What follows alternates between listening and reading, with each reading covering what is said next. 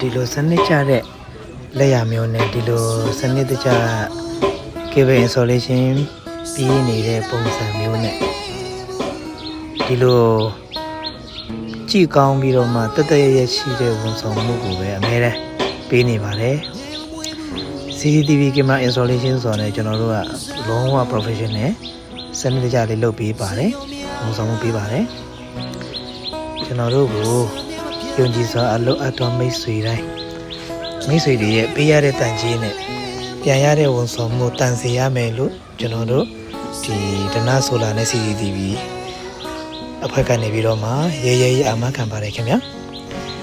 ဒီနေ့ဆိုရင်ကျွန်တော်တို့ရှစ်လုံး CCTV installation လုပ်ပါတယ် cabling ကို installation ကိုဒီနေ့အပြီးသတ်မှာဖြစ်ပါတယ်အခုဆိုရင်ကျွန်တော်တို့ဒီလက်စတွေတက်ပြီးတော့မှအချောတက်တဲ့အပိုင်းလေးကိုလုပ်နေပါပြီစာပါထိုင်ပြီးတော့ဒါပြီးရင်ကျွန်တော်တို့ network installation လုပ်မယ်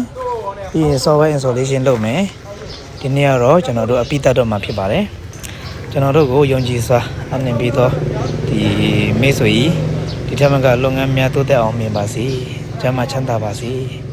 ကျွန်တော်လည်းဒီထက်မကအများကြီး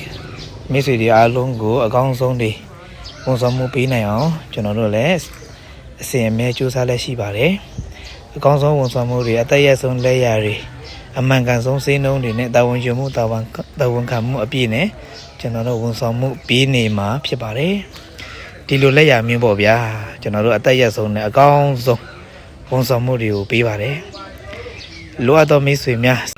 ကျွန်တော်တို့ဒနာဆိုလာအဖွဲ့ကိုယုံကြည်စွာမေးမြန်းဆက်သွယ်နေပါတယ်ခင်ဗျာ